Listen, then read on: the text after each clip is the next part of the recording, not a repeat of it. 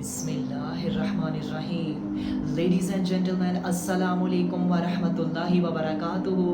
नाज़रीन इकराम, जैसा कि आपने ये हदीस तो कई मरतबा सुनी होगी कि तुम में से सबसे बेहतर वो है जो अपने घर वालों के लिए बेहतर है।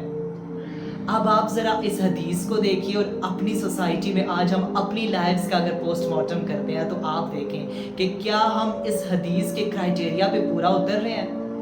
हम में से अक्सर तो वो होंगे जो अपने माशरे की, अपने दोस्तों की, अपने कोलीग्स की नज़र में तो बड़े बेहतरीन होंगे, लेकिन हम ये देखें कि क्या हम अपनी वाइफ्स की नज़र में भी बेहतरीन है, क्या हम अपने बच्चों की नज़र में, हम अपने वालिदैन की नज़र में भी बेहतरीन है। और इसी तरह अगर हम अपनी वाइफ्स को देखें तो क्या वो हमारी नज़र में बेहतरीन है, क्या वो फैमिली की नज़र में बेहतरीन है। आप देखें तो मोस्ट ऑफ द पीपल्स इस क्राइटेरिया में आकर फेल हो जाते हैं। हम बाहर लोगों की नज़रों में तो बड़े अच्छे होते हैं, लेकिन हम फैमिली लाइफ में, हम अपनी पर्सनल लाइफ में मोस्टली आज फेल हो जाते हैं। यही वजह है शायद कि हम फिर रियल हैप्पीनेस तक पहुंच ही नहीं सकते, हम असल खुशी तक पहुंच ही नहीं सकते। Because the fact is that कि हम अगर अपने घरों में ही क्लैशेस देख देख कर जब हम बाहर जाते हैं तो हम एक माशरे को कैसे बेहतरीन तरीके से रिप्रेजेंट कर सकते हैं। हमारा जहन तो वहाँ भी इज़्तिराब और बेचैनियों का ही शिकार रहेगा ना। यहाँ पर अगर मैं आपको एक एग्जांपल पेश करता चलूँ, I want to share one of the research with you. आप देखें कि हार्वर्ड यूनिवर्सिटी में दुनिया के बड़े बड़े लोगों पर रिसर्च की गई। आप देखें जितने भी एलीट्स थे या जितने भी टॉप क्लास के लोग थे, आप देखें उनके डाटा को इकट्ठा किया गया, गैदर किया गया। अब उनमें जी जनाब कोई पॉलिटिशियंस होंगे, जर्नलिस्ट होंगे, लॉयर्स होंगे, आप देखें फिर मीडिया पर्सन्स हैं और जितने बाकी बड़े बड़े एलीट्स, उनका डाटा इकट्ठा किया गया कि देखें इनमें से कौन रियल हैप्पीनेस तक पहुंचा है। तो आप क्या कहते हैं कि उनमें से कौन रियल हैप्पीनेस तक पहुंचा होगा? क्या जिसके पास पैसा ज्यादा होगा, जिसके बैंक अकाउंट में अरब्स के हिसाब से पैसे होंगे, जिसके पास जी जनाब बड़ी बड़ी कोठियां, बंगले, महलात होंगे? नहीं, कतन नहीं। उनमें सबसे ज्यादा हैप्पी वो लोग पाए गए जिनकी फैमिली लाइफ्स जो थी वो हेल्थी थी। आज हम भी अगर इस चीज को अगर समझने की कोशिश करें तो हम रियल हैप्पीनेस तक तभी पहुंच सकते हैं कि हमारी जो फैमिली लाइफ्स हैं वो हेल्थी हो जाएं।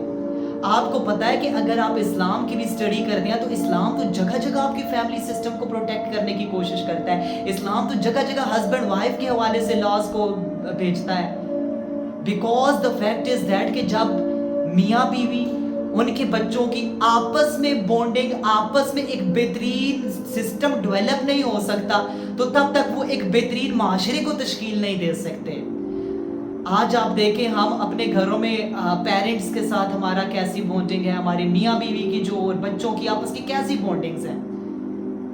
और सबसे बड़ी चीज़ जो हमारे फैमिली क्लैशेस में और हमारी फैमिली लाइफ्स जो हैं उनमें जो कमज़ोरियाँ आ रही हैं, जो क्लैशेस आ रहे हैं और मुस्तकबिल हमारा भी एक रिस्क है, हमारे भी यहाँ रिस्क के अलार्म बाज रहे हैं कि मुस्तकबिल हमारा ख़तरनाक हो सकता है अगर हम इसी टोन से चलते रहे तो।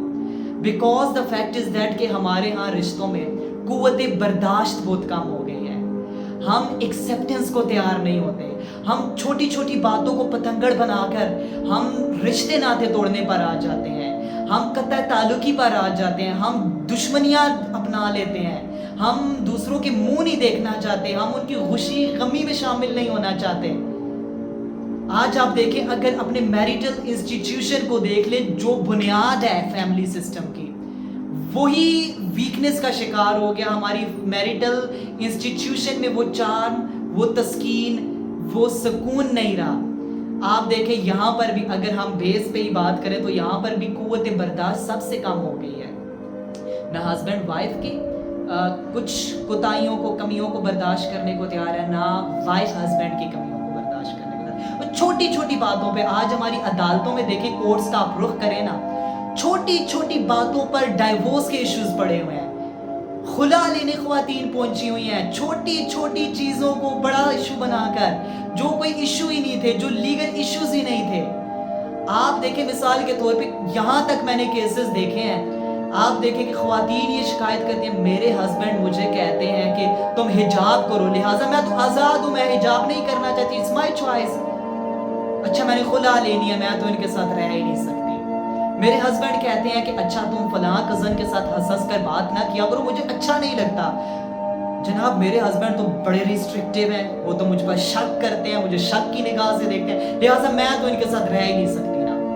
اور اسی طرح جی جناب پھر میرے ہسبینڈ مجھے کہتے ہیں تم میسنجر پہ لڑکوں سے باتیں نہیں کرو، تم ٹک ٹاک اکاؤنٹس پر ویڈیوز مت ڈالو، اچھا میں اب ان کے ساتھ نہیں رہ سکتی۔ اب اسی طرح ہسبینڈس کی بھی دیکھ لیجئے، ہسبینڈ صاحب کہتے ہیں کہ میری بیگم مجھ پر شک کرتی ہے، مجھے شک کی نگاہ سے دیکھتی ہے، یا مجھے میرے خاندان والوں کے ساتھ نہیں رکھنے دیتی، یا مجھے بوسٹ کرتی ہے، لہٰذا ہم یہاں پر رہ نہیں سکتے اکٹھے، بس ہمیں ادھر ختم کر دینا چاہیے۔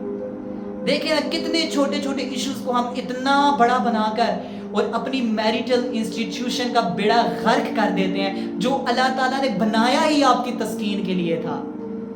تو اگر یہاں پر ہم اپنے اندر کچھ کمپرومائز کا ایلیمنٹ، کچھ سیکریفائز کا ایلیمنٹ اپنائیں گے اور قوت برداشت اپنے اندر لے کر آئیں گے، اپنے رشتوں کو آپ دیکھیں ہم اپنے میریجل انسٹیٹیوشن کو ہیلتھی بنانے کی کوشش کریں گے، تو تبھی ہمارے لیے بہترین رزلٹ آ سکتے ہیں، ہماری جنریشن تبھی اسٹرانگ پیدا ہو سکتی ہے، وہ مینٹلی طور پر ہیلتھی پیدا ہو سکتی ہیں کہ اگر ہم میریٹل انسٹیٹیوشن کو مضبوط بنائیں۔ آج آپ دیکھیں ہم میریٹل انسٹیٹیوشن میں فالو کنے کرتے ہیں، ہمارے رول ماڈلز کون ہیں؟ وہی سیلیبریٹیز، وہی تھرڈ کلاس ڈپریسڈ پرسنالٹیز، جس کی وجہ سے ہمارے بچے بھی پھر آگے مینٹل ٹراؤماز میں شکار ہو کے پیدا ہوتے ہیں، وہ کتنے مینٹل ڈس آرڈرز لے کر پیدا ہوتے ہیں۔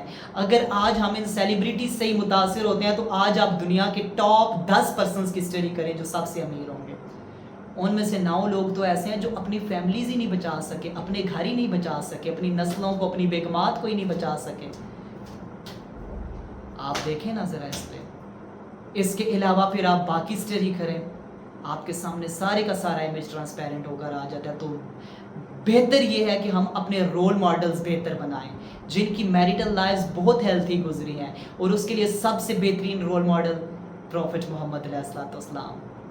11 وائفز اور کسی وائف کو آپ سے کمپلین نہیں، اتنی ہیلتھی، اتنی بہترین میرٹ لائف، آپ ہر اینگل سے اسے دیکھیں تو آپ کو اس میں پیار، لو، رومانس اور بڑے بہترین ایلیمنٹس نظر آئیں گے۔ تو اللہ تعالیٰ سے دعا ہے کہ اللہ تعالیٰ ہمیں سمجھنے کی توفیق دے کہ ہم اپنے میریٹل انسٹیٹیوشن کو مضبوط کریں، تاکہ ہم ایک بہترین نسل اور ایک بہترین معاشرے کو تشکیل دے سکیں۔ آج کی ویڈیو میں یہیں تک، تھینک یو سو مچ، اللہ حافظ۔